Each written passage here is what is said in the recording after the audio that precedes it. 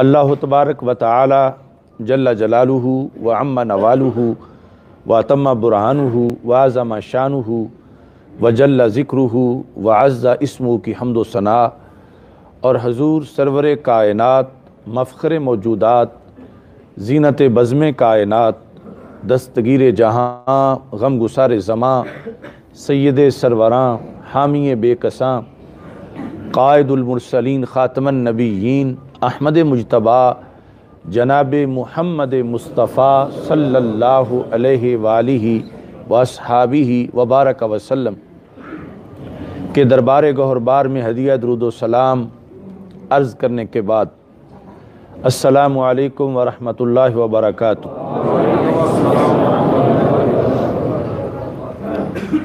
رب ذوالجلال کے فضل اور توفیق سے اہل سنت و جماعت کی عظیم دینی درسگاہ جامعہ جلالیہ رضویہ مظہر الاسلام داروغہ والا لاہور میں جمعۃ المبارک کے اجتماع کے موقع پر عظیم الشان لبیک یا رسول اللہ صلی اللہ علیہ وسلم کانفرنس کا انعقاد کیا جا رہا ہے۔ میری دعا ہے خالق کائنات جل جلالہ ہم سب کی اس حاضری کو اپنے دربار میں قبول فرمائے۔ رب ذوالجلال نے ہمیں دین اسلام کو قبول کرنے کی سعادت عطا فرمائی ہے، بلکہ ہم وہ خوش نصیب ہیں کہ ہم نے اپنے ہوش سنبھالنے سے پہلے ہی اپنی ماؤں کے دودھ کے اندر ہی اس دین کو قبول کیا ہوا ہے، اور ہماری کوئی گھڑی بھی معاذ اللہ کفر و شرک میں نہیں گزری کہ ہم نے اسلام کو ڈھونڈا ہو کچھ سال اور پھر ہمیں ملا ہو۔ یہ اللہ کا خصوصی فضل و کرم ہے کہ اس نے ہمیں دین اسلام کی عظمتوں سے مالا مال فرمایا۔ تو شریعت مطہرہ میں ہمیں صرف دین کو قبول کرنے کا ہی حکم نہیں، بلکہ قبول کر کے اسے آگے ہر طرف غالب کرنے کا بھی حکم ہے، کیونکہ اللہ تعالیٰ قرآن مجید میں فرماتا ہے هو الذی ارسل رسولہ بالہدی ودین الحق لیظہرہ علی الدین کلہ ولو کرہ المشرکون، کہ وہ اللہ وہ ہے کہ جس نے اپنے رسول صلی اللہ علیہ وسلم کو دین حق دے کے بھیجا، کس لیے؟ لیظہرہ علی الدین کلہ، کہ وہ اس دین کو ہر دین کے اوپر غالب کریں، ولو کرہ المشرکون، اگرچہ مشرک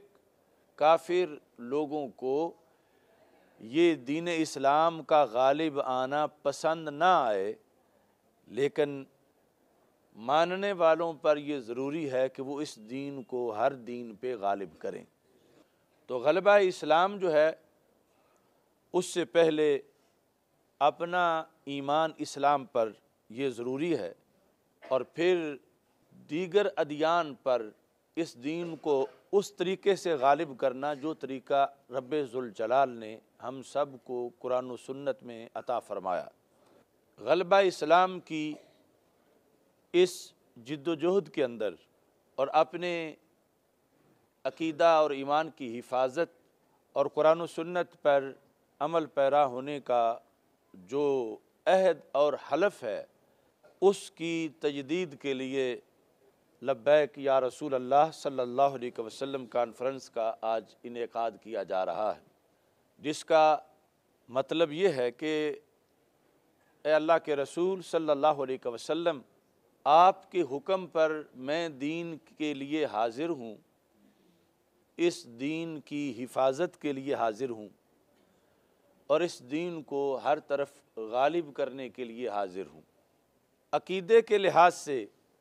لبیک پر عمل تب ہوتا ہے کہ جب بھی خدا نخواستہ کسی عقیدے پر کوئی آنچ آ رہی ہو تو بندہ سر بکف ہو کر حفاظت عقائد کے لیے کھڑا ہو جائے اور عقیدے اور نظریے کی حفاظت کرے۔ تو لبیک یا رسول اللہ صلی اللہ علیہ وسلم کا مطلب یہ ہے کہ اگر خدا نخواستہ کوئی شخص اللہ تعالیٰ کی توہین کرتا ہے تو اس نظریے اور حلف کا مطلب ہے کہ یہ انسان سنی انسنی نہ کرے، بلکہ اللہ تعالیٰ کی الوہیت اور اس کی تقدیس پر پیرا دے اور منکرین کو بتائے کہ میں اللہ پر ایمان رکھتا ہوں اور میرا اللہ وحدہ لا شریک ہے، ہر عیب سے پاک ہے، اور کسی کو میں اپنی زندگی میں موقع نہیں دوں گا کہ وہ میرے اللہ کی معاذ اللہ توہین کرے یا اللہ تعالیٰ کو گالی دے۔ ایسے ہی عقیدہ رسالت کے لحاظ سے لبیک کا یہ مطلب ہے کہ میں آخری سانس تک سید المرسلین حضرت محمد مصطفیٰ صلی اللہ علیہ وسلم کی عزت و ناموس پہ پہرا دوں گا، اور رسالت کو جس طرح ماننے کا حق ہے اسی طرح میں خود مانوں گا اور دوسرے لوگوں کو اس کی دعوت دوں گا۔ تو نبی اکرم صلی اللہ علیہ وسلم کو جو بندہ نبی اور رسول مانتا ہے تو یہ مان کر وہ چند چیزیں ان پر اپنا یقین پکا کرتا ہے کہ ہمارے آقا صلی اللہ علیہ وسلم ہر قسم کے نقص اور عیب سے پاک ہیں۔ اللہ تعالیٰ نے ساری شانیں جو بھی الوہیت کے بعد ہیں وہ رسول اکرم صلی اللہ علیہ وسلم کو عطا فرمائی ہیں۔ سارے ہی نبی بڑی شانوں والے ہیں، مگر ہمارے نبی نبیوں کے بھی سلطان ہیں، اور جتنی اللہ نے انہیں شانیں عطا کیں اتنی ساری شانیں رسول پاک صلی اللہ علیہ وسلم کو دے کر مزید ان گنت شانیں آپ کو عطا فرمائیں۔ اور ان شانوں میں سے ایک شان ختم نبوت ہے کہ آپ آخری نبی ہیں۔ آپ صلی اللہ علیہ وسلم کی دنیا میں جلوہ گری کے بعد کوئی بھی کسی معنی میں بھی اور نبی پیدا نہیں ہو سکتا۔ اس ایمان پر ہر سیکنڈ میں قائم رہنا ضروری ہے۔ اگر معاذ اللہ کسی ایک لمحے بھی کوئی شخص یہ سمجھے کہ کوئی اور نبی بھی آ سکتا ہے، صرف ممکن سمجھے، تو اسی وقت وہ بندہ کافر ہو جاتا ہے۔ اس لبیک کا مطلب یہ ہے کہ عقیدہ رسالت، تحفظ ختم نبوت، تحفظ ناموس رسالت کے لیے انسان خود یقین رکھتا ہے اور یہ برداشت نہیں کرتا کہ اور کوئی بندہ ہمارے آقا صلی اللہ علیہ وسلم کی عزت و ناموس کی طرف میلی آنکھ سے دیکھے۔ یہ اپنی جان 1000 بار قربان کرنا تو برداشت کر لیتا ہے، مگر رسول پاک صلی اللہ علیہ وسلم کی عزت و ناموس پہ کوئی آنچ نہیں آنے دیتا۔ نبی اکرم صلی اللہ علیہ وسلم کی جو ناموس ہے اسی کے ساتھ ہی ریلیٹڈ ہے ناموس اہل بیت رضی اللہ تعالی عنہم، یعنی رسول پاک صلی اللہ علیہ وسلم بلند و بالا عظمتوں والے ہیں، تو آپ کی آل بھی بلند و بالا عظمتوں والی ہے۔ یعنی تمام انبیاء کرام علیہ السلام میں سے سارے انبیاء کے خاندان بڑے عظمت والے ہیں، مگر ہمارے آقا صلی اللہ علیہ وسلم کا خاندان سب خاندانوں سے بڑی عظمت والا ہے۔ اور ایسے ہی ناموس رسالت کا ہی حصہ ہے یہ کہ رسول پاک صلی اللہ علیہ وسلم بہت زیادہ عظمتوں والے ہیں اور آپ کے اصحاب بھی بہت زیادہ عظمتوں والے ہیں۔ نبی اکرم صلی اللہ علیہ وسلم کی آل کی تعظیم اور اصحاب کی تعظیم یہ دونوں ہی ایک جیسی لازم ہیں عشق رسول علیہ السلام کے لیے۔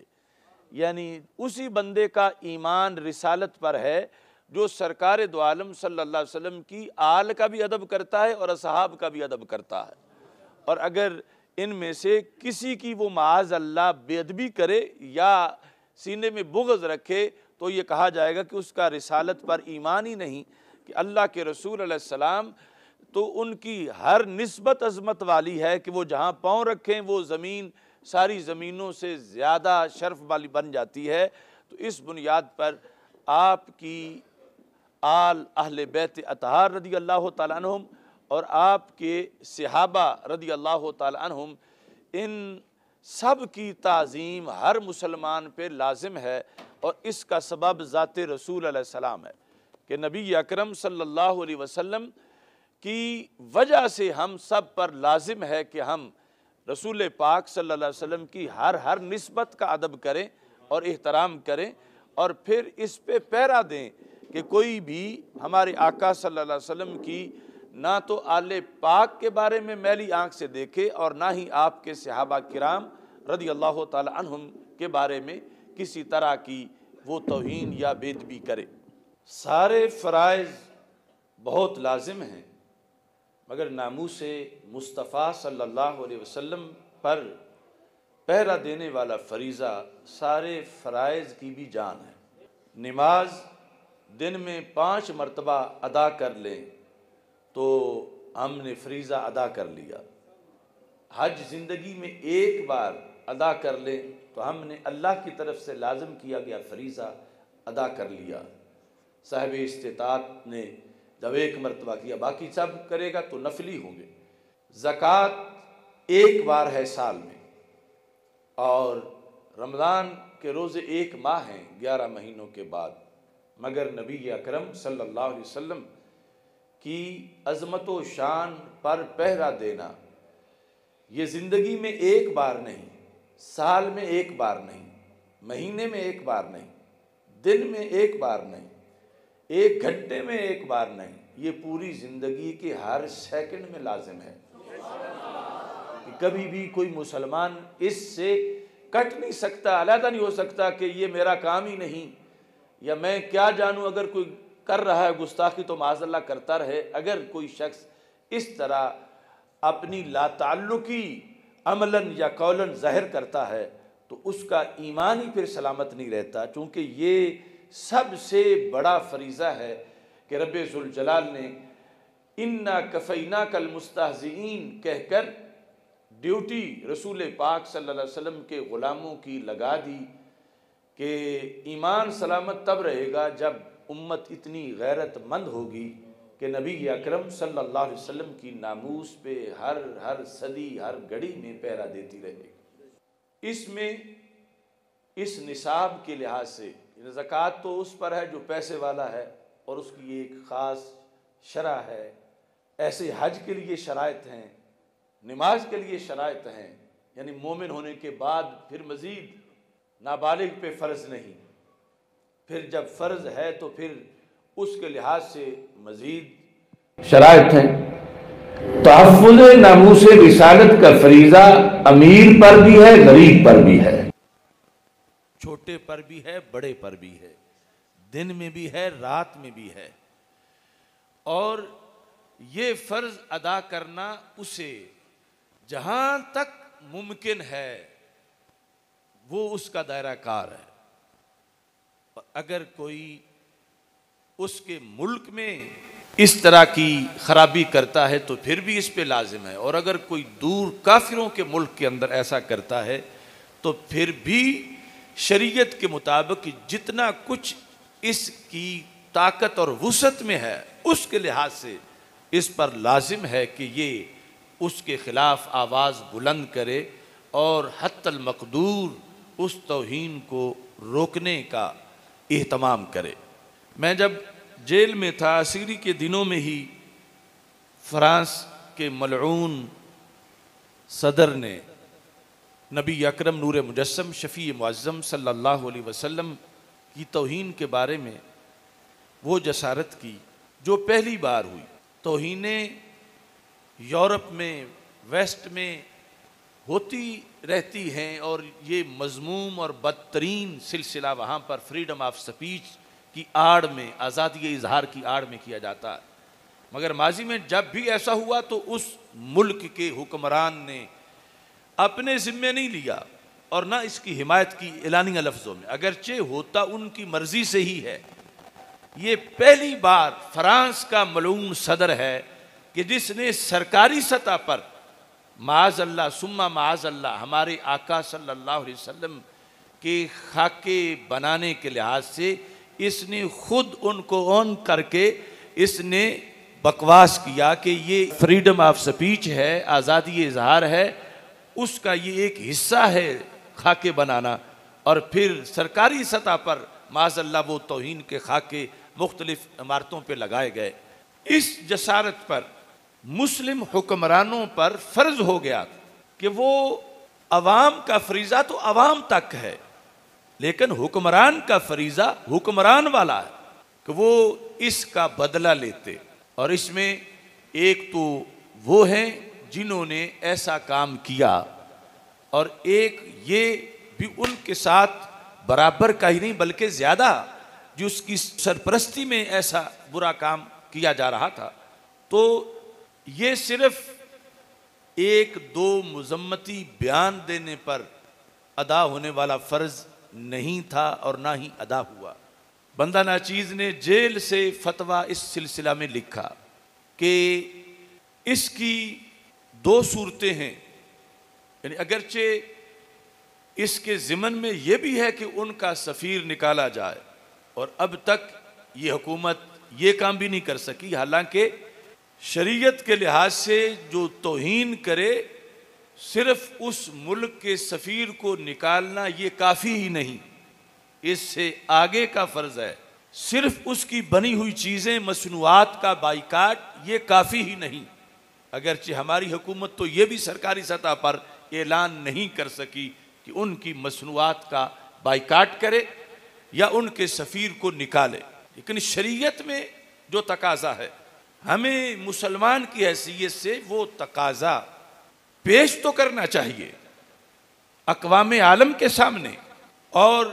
اس کے لحاظ سے آواز بلند کر کے کم از کم جتنا ہمارا دائرہ کار ہے اس کے مطابق اس کا اظہار تو کرنا چاہیے۔ اگر کسی نے کسی سے ایک ڈرم دودھ لینا ہو اور وہ دعویٰ یہ کرے کہ میں نے اس سے ایک پیالی لینی ہے، تو اس کا وہ تقاضا کیسا پورا ہوگا؟ یعنی اصل حق جبکہ جو ہے لازم ہے وہ تو مانگ ہی نہیں رہا۔ ایسی صورت جو اس صدی کے ان حالات میں فرانس کے صدر کی اس گندی جسارت پر لازم ہوئی، مسلمانوں کے حکمرانوں پر،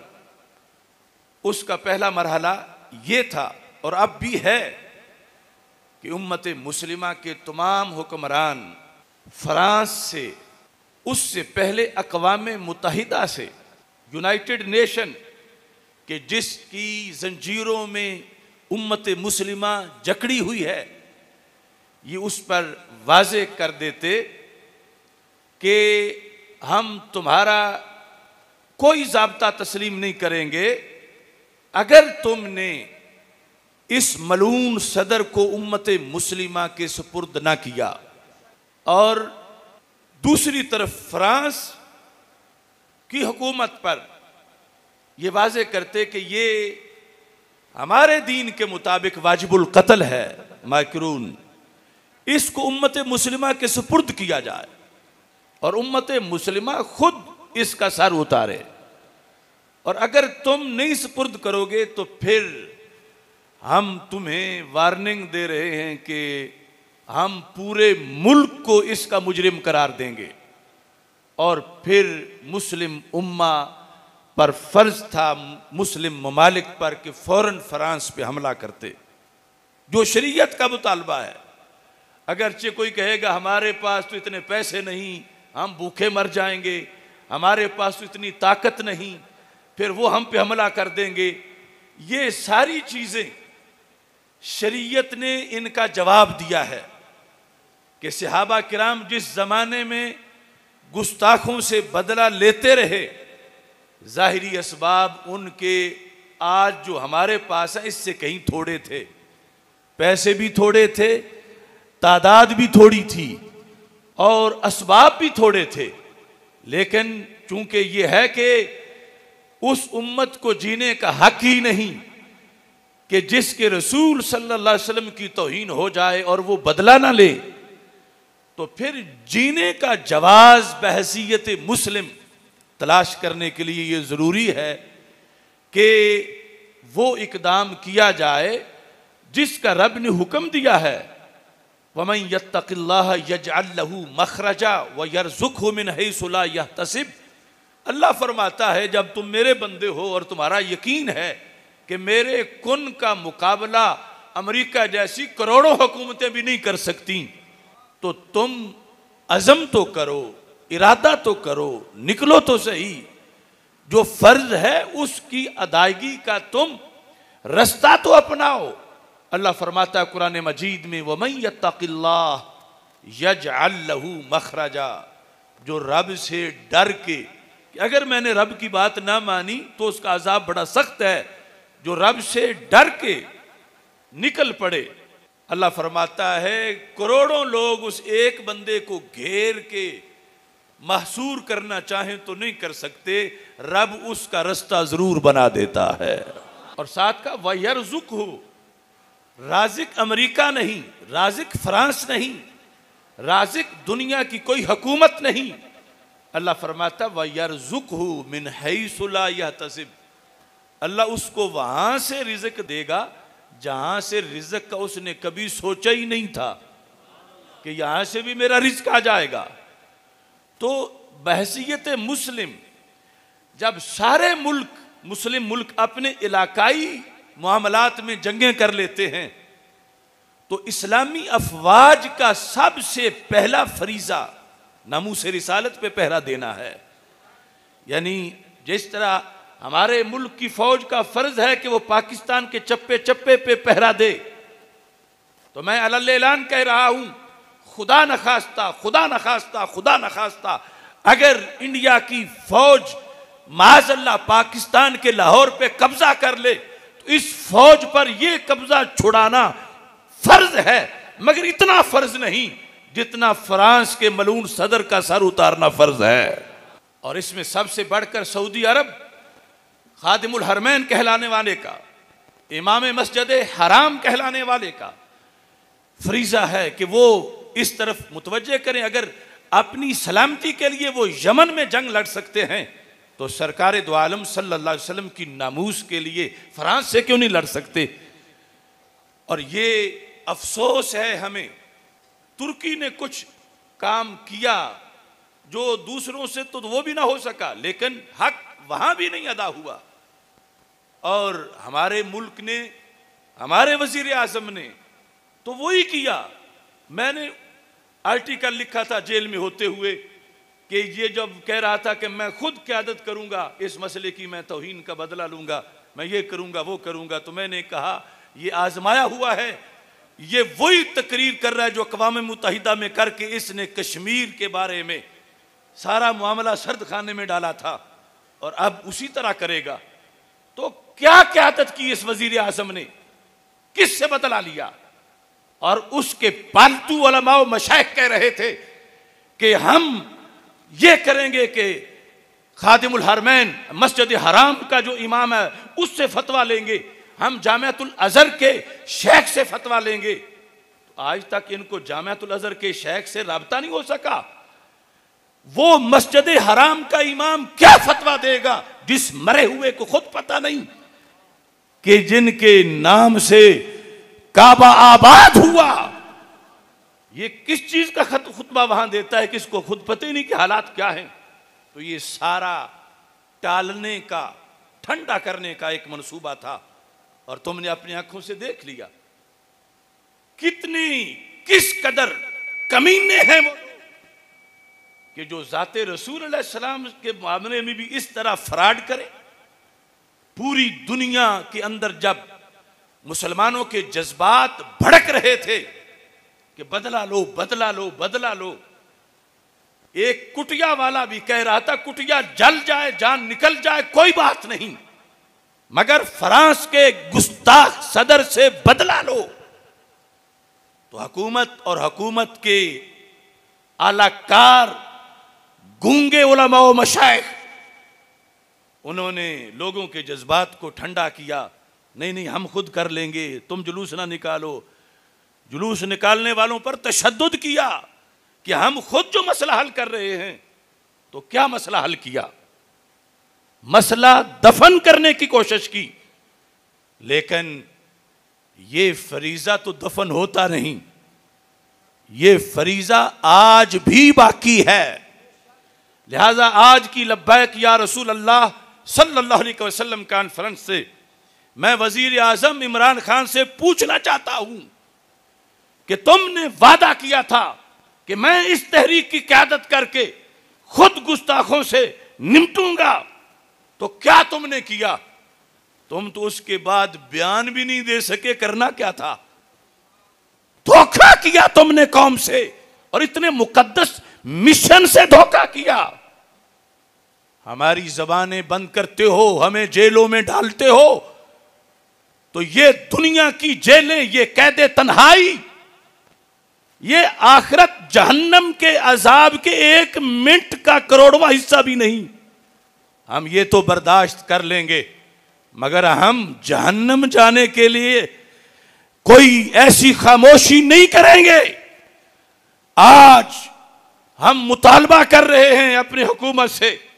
کہ وہ ہمیں بتائیں کہ کیا پیش رفت ہوئی اس مسئلے میں، جبکہ ہمیں پتہ ہے کہ کچھ بھی نہیں ہوا۔ تو پھر اپنی آخرت کو یاد کرو، نام لیتے ہو ریاست مدینہ کا، اور تاجدار مدینہ صلی اللہ علیہ وسلم کی عزت و ناموس کے وعدے کر کے بھول جاتے ہو۔ ہماری ڈیوٹی، اگر پارلیمنٹ میں ہوتے تو وہاں بولتے، اگر ممبر پہ ہیں تو یہاں بول رہے ہیں، جیل میں تھے تو وہاں بولے، اور قلم سے جب ملا تو لکھ کے فتویٰ بھیجا، اخبارات میں جس کی ہمت تھی انہوں نے چھاپا۔ آج پھر ہم وہی مطالبہ حکومت سے اس موقع پر کر رہے ہیں، اور یہ جان تو ادنا سی چیز ہے سرکار کے در پہ نذرانہ پیش کرنے کے لیے، اور اس سے پہلے گرفتاریاں اور یہ جیلیں اور یہ تشدد، یہ تو معمولی سی بات ہے۔ اس واسطے میں کہہ رہا ہوں، یہ بازی عشق کی بازی ہے۔ تم عشق کو کیسے جکڑو گے؟ کئی لاکھ جلالی بولیں گے، تم کتنے جلالی پکڑو گے؟ اس روز جزا کو یاد کرو جب ظلم تمہارا بولے گا۔ فرعون بنے ہو کرسی پہ، تم رب کو کیسے اکڑو گے؟ اس بنیاد پر ہمیں اپنا فرض نبھانا ہے، اور اگر یہ کہیں کہ تم صرف تقریریں کر سکتے ہو تو میں حلف اٹھاتا ہوں کہ تم مجھے بھیجو، اکیلے کو بھیج دو مکرون کے مقابلے میں، آخر جان تو دے ہی سکتا ہوں نا لڑتے لڑتے۔ اور اگر کہو گے تو ہم تحریک لبیک یا رسول اللہ صلی اللہ علیہ وسلم کی طرف سے،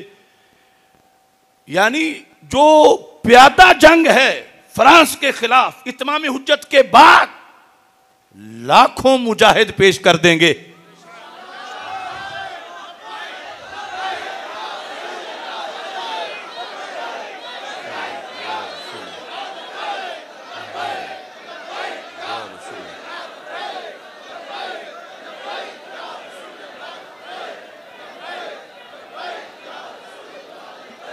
اس سلسلہ میں انشاءاللہ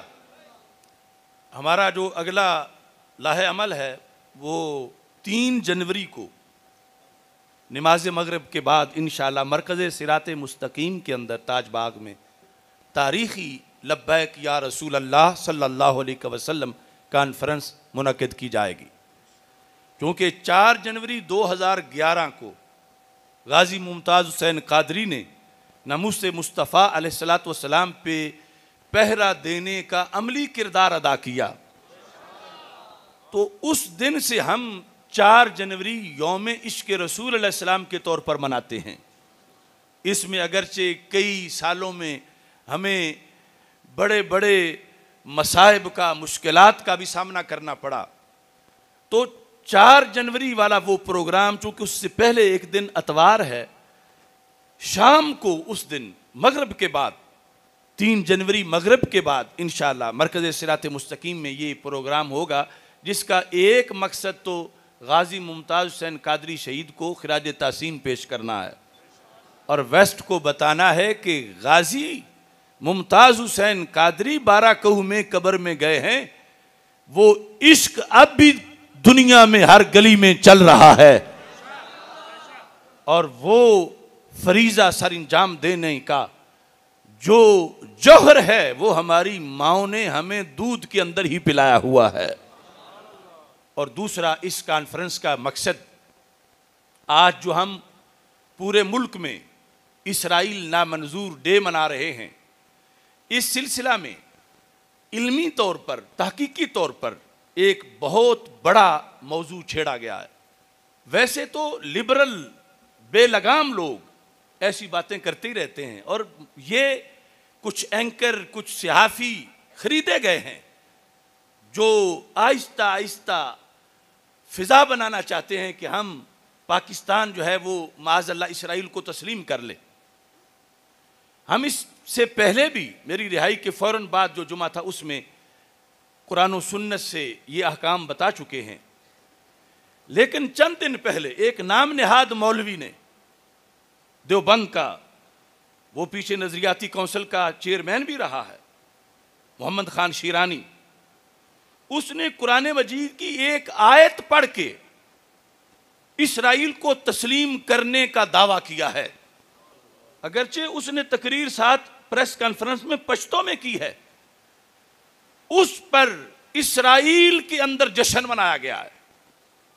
روا ٹائم قادیانیوں نے اس کو اپریشیٹ کیا ہے کہ دیکھو پہلے تو دوسرے دعویٰ کرتے تھے، اب یہ ان کا مولوی ہے، ایم این اے رہا ہے، یہ چیئرمین رہا ہے نظریاتی کونسل کا، اور وہ یہ کہہ رہا ہے اور قرآن پڑھ رہا ہے اور ساتھ علماء کو دعوت دے رہا ہے، یا قوم ادخلوا الارض المقدسہ التی کتب اللہ لکم، کہ یہ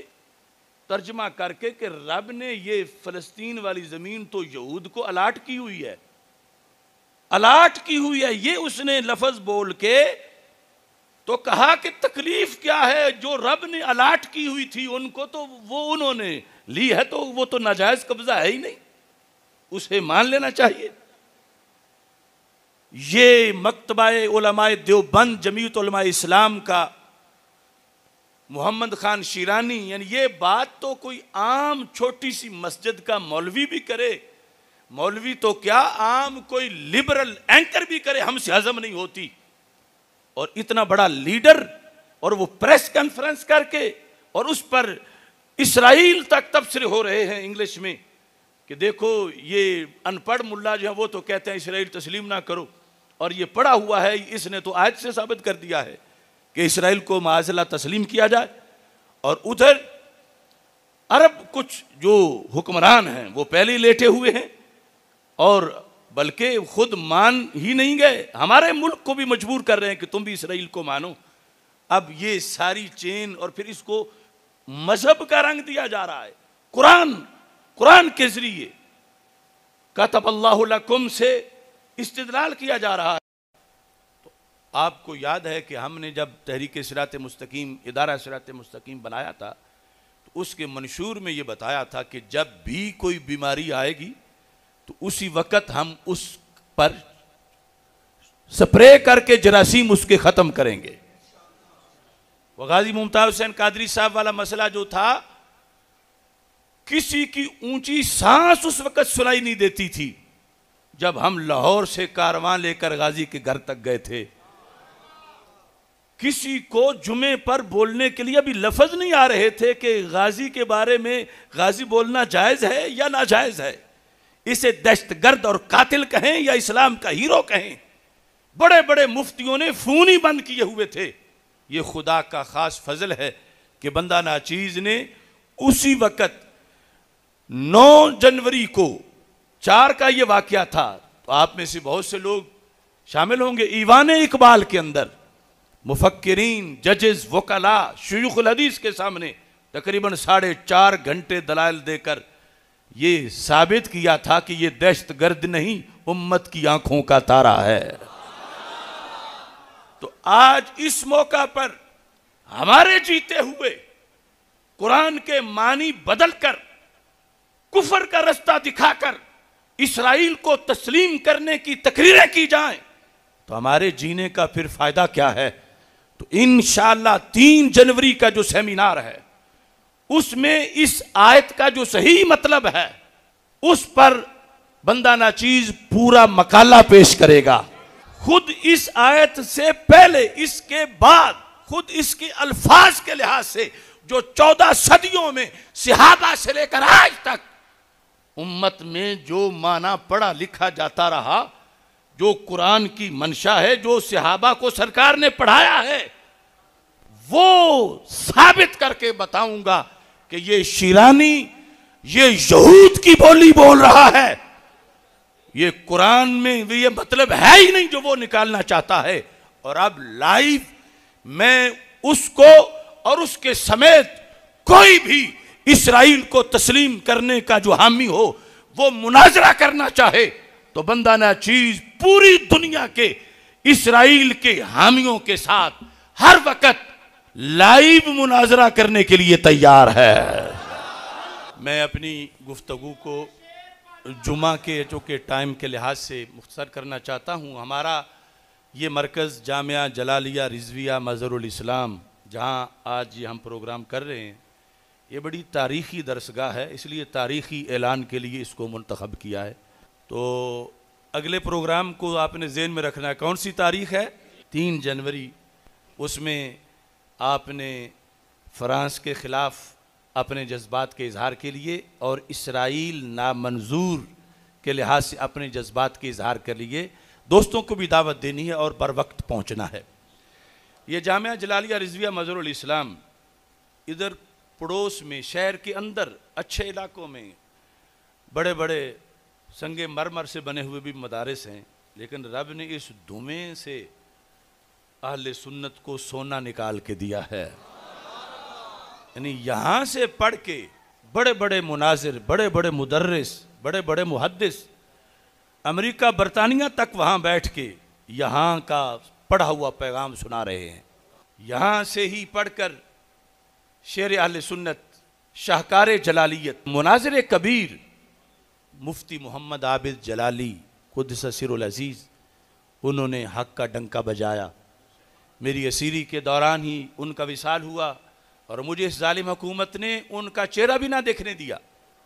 اور جنازے میں بھی شرکت نہ کرنی دی۔ آج اس مقام پر ان کے لیے بھی میں دعا کر رہا ہوں، اللہ ان کو فردوس میں بلند مقام عطا فرمائے۔ جب یہاں پہلا دورہ حدیث پڑھا گیا اسی مسجد کے اندر، یعنی ساری مسجد کے حال میں کلاس ہوتی تھی، یہاں انہوں نے دورہ حدیث پڑھا، پہلی جو کلاس یہاں سے فارغ ہوئی، تو یہ شیخ کامل امام العصر حافظ الحدیث حضرت پیر سید محمد جلال الدین شاہ صاحب نقشبندی قادری قدس اللہ سرہ، جنہوں نے 1941 میں پاکستان بننے سے پہلے بکھی شریف میں، جو میرا بھی آبائی گاؤں ہے منڈی بہاؤالدین، وہاں پر جامعہ محمدیہ نوریہ رضویہ بکھی شریف کی بنیاد رکھی، اور مجھ جیسے ہزاروں وہاں سے پڑھ کے تیار ہوئے۔ یعنی ہم تو بالکل آخری صفوں کے ہیں، بڑے بڑے عظیم لوگ وہاں سے پڑھ کے نکلے اور انہوں نے جا کر مدارس بنائے۔ لیکن یہ شرف ہے اس جامعہ جلالیہ کا کہ جلالیہ نام کے مدارس اور بھی بہت ہیں، مگر اللہ کے فضل سے جو شان رب نے اس کو دی ہے، یعنی یہاں کے سینکڑوں علماء جو تیار ہوئے 9 سال پڑھ کے، جو ان کی خطابت ہے، جو ان کی قوت مناظرہ ہے، جو ان کا انداز تصریف و تدریس ہے، اس میں رب ذوالجلال نے ایک خصوصی فیض رکھا ہے۔ اس جگہ پہ حالت علالت میں میرے شیخ کامل حضرت پیر سید محمد جلال الدین شاہ صاحب نقشبندی قادری رحمہ اللہ تعالی آپ تشریف لائے تھے۔ اس وقت بالکل چھوٹی سی مسجد تھی اور ابھی یہ کچھ بھی نہیں تھا۔ پھر حاجی محمد اشفاق صاحب جو ہیں انہوں نے اس میں خصوصی کردار ادا کیا، اللہ ان کی قبر پہ بھی رحمتوں کا نزول فرمائے۔ اور پھر حضرت حافظ الحدیث رحمۃ اللہ علیہ کے فرزند ارجمند حضرت اقدس حضرت پیر سید محمد مظہر قیوم مشہدی رحمہ اللہ تعالی، آپ نے بھی خصوصی سرپرستی فرمائی۔ تو یہ مرکز اللہ کے فضل سے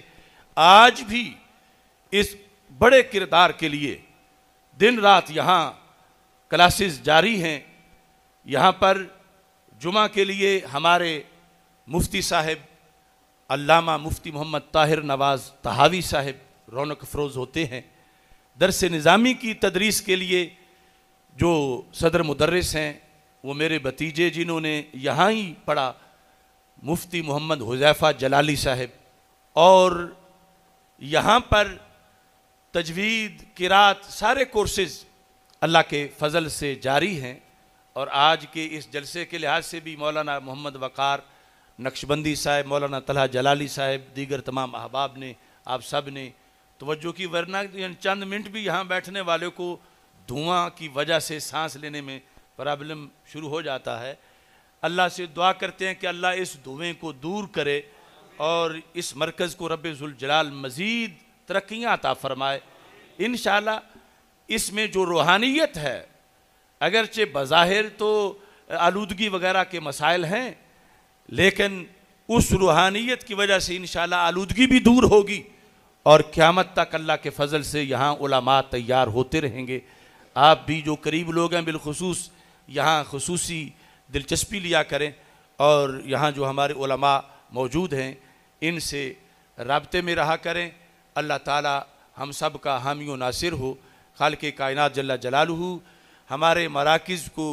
لاہور میں یا دیگر جو پوری دنیا میں ہیں، اللہ ان سب کو ہر قسم کے شریروں کے شر سے محفوظ فرمائے، اور دین کے لحاظ سے جو ہم پر فریضہ عائد ہوتا ہے، رب ذوالجلال ہمیں اس کی نگرانی، اس کو ادا کرنے کی توفیق عطا فرمائے۔ وآخر دعوایا ان الحمد للہ رب العالمین۔